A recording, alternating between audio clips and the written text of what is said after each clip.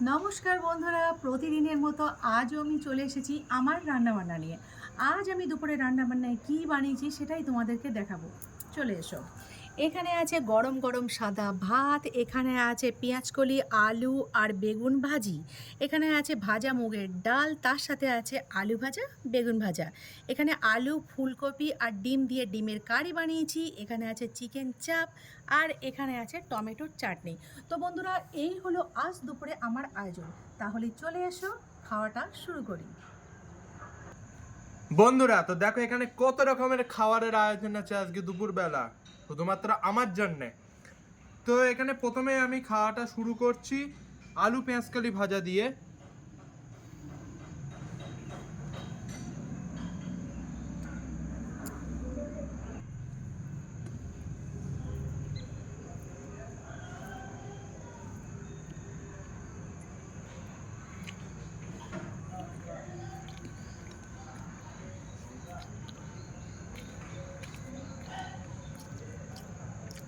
এই সবজিটা জাস্ট অসাধারণ। আলু পেঁয়াজকলি আর বেগুন ভাজা খেতে দারুণ লাগে। আর খাওয়ার প্রথমে যদি এত ভালো একটা রান্নার পদ দিয়ে খাওয়াটা শুরু হয় তো মনটা বেশি ফুরফুরে হয়ে যায়।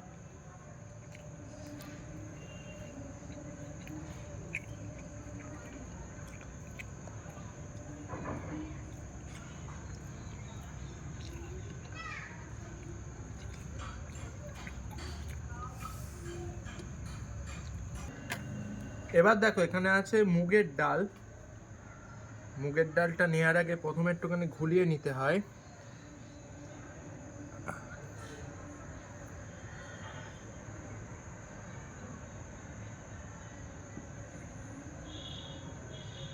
ঘন মুগের ডাল কতটা যে আমার পছন্দের তোমাদের কি করে বোঝাবো। অ্যাকচুয়ালি কি বলো তো, মায়ের হাতে সব রান্নাই কিন্তু আমার খুবই পছন্দের। অপছন্দের আজ পর্যন্ত কিছুই না, যা আমার জন্য মা বানিয়েছে আমার প্রত্যেকটা রান্নাই খেতে ভালো লাগে।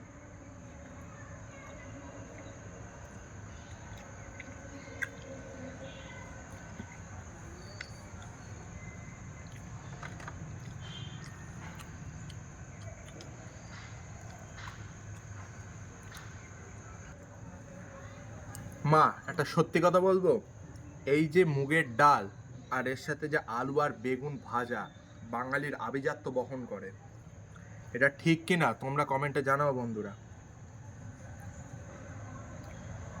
বাঙালির রন্ধ্রে রন্ধ্রে রয়েছে এই ডাল ভাত, আর তার সাথে এরকম আলু ভাজা বেগুন ভাজা, এর যে একটা গন্ধ,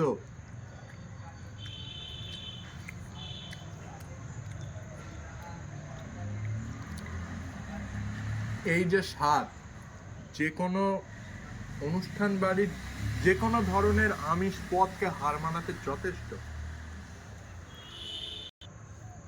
ডাল ভাত খেয়ে তো দারুণ লাগলো। এরপরে যে রান্নার পদটা আছে সেটা হচ্ছে ডিমের কারি।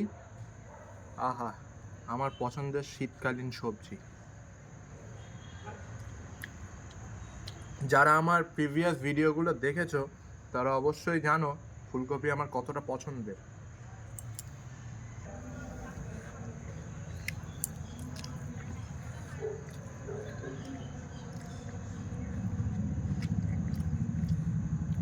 আমার মার হাতের রান্না জাস্ট লাজবাব। এইটা খেয়ে এইটা বলা ছাড়া আমার কাছে আর কোনো কথাই নেই।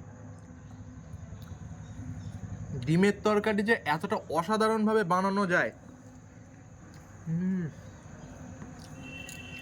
আমার মার রান্না না খেলে বোঝাই যাবে না।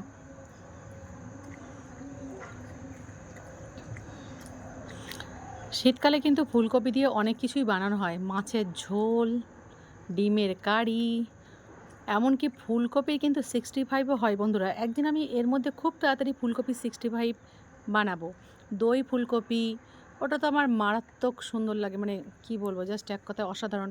ফুলকপির যে পকোড়া, ফুলকপিগুলো ছোট ছোট করে কেটে সামান্য একটু সিদ্ধ করে জল ফেলে দিয়ে বেসনটাকে ভালোভাবে গুলে নিয়ে ফুলকপিগুলো ওর ভেতর দিয়ে পকোড়া, জাস্ট অসাধারণ। ফুলকপির বিভিন্ন রকম ভ্যারাইটিস রেসিপি আস্তে আস্তে বানাবো, টুকটুক করে খাওয়া হচ্ছে ফুলকপি। তো বন্ধুরা তোমরা দেখতে থাকো যে ফুলকপির আরও কী কী ভ্যারাইটি রেসিপি আমি তৈরি করি।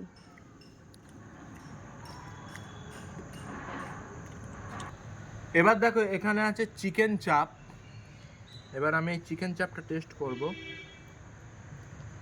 তার আগে একটু জল খেয়ে।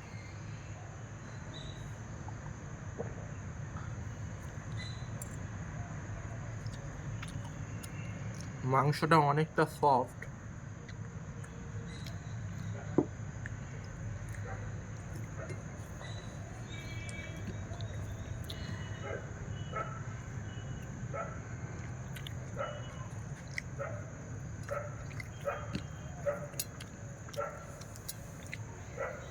কেমন লাগলো চিকেন চাপ বলো? দাঁড়াও দাঁড়াও একটুখানি খাই। এর যতই খাবো আমার মন পুষবে না, তোমার হাতে রান্না বলে কথা। খেতে তো দারুণ হয়েছে, এর স্বাদ অসামান্য।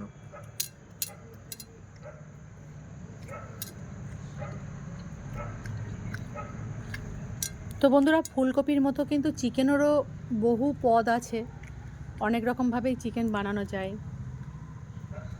তো তোমরা কে কে চিকেন কীভাবে বানাও আর সেই সব রেসিপিগুলোর নাম অবশ্যই কিন্তু কমেন্টে আমাকে একটু বলো। আর প্রতিদিনের মতো আজও আমি বলবো, কে কোথা থেকে আমার ভিডিওটা দেখছো তার নাম আর লোকেশানটা একটু মেনশন করো। আমি কিন্তু ভিডিওতে তোমাদের নাম আর লোকেশান অবশ্যই উল্লেখ করে দেবো। তো বন্ধুরা আজকে দুপুরবেলা খাওয়া তো তোমরা দেখলে, আর আমাদের এই খাওয়া দাওয়াগুলো তোমাদের কেমন লাগছে তা কিন্তু অবশ্যই তোমরা কমেন্টে জানিও। আর যদি এই ভিডিওটা ভালো লেগে থাকে তো একটা লাইক ঠুকে দাও, আর এই ভিডিওটা তোমাদের বন্ধু বান্ধব আত্মীয় স্বজন চেনা পরিচিতদের মধ্যে অনেক অনেক শেয়ার করে দাও। যদি আমাকে ভালোবাসো তাহলে আমাদের সাপোর্ট করো, আমাদের পাশে থাকো, আর এই অ্যাকাউন্টটা ফলো করে দাও। আর যদি অবশ্যই ফলো করে দিয়ে থাকো তো তোমাদেরকে অনেক ধন্যবাদ জানাই, আন্তরিকভাবে ধন্যবাদ জানাই। তো আজকে এখানেই, বাই বাই।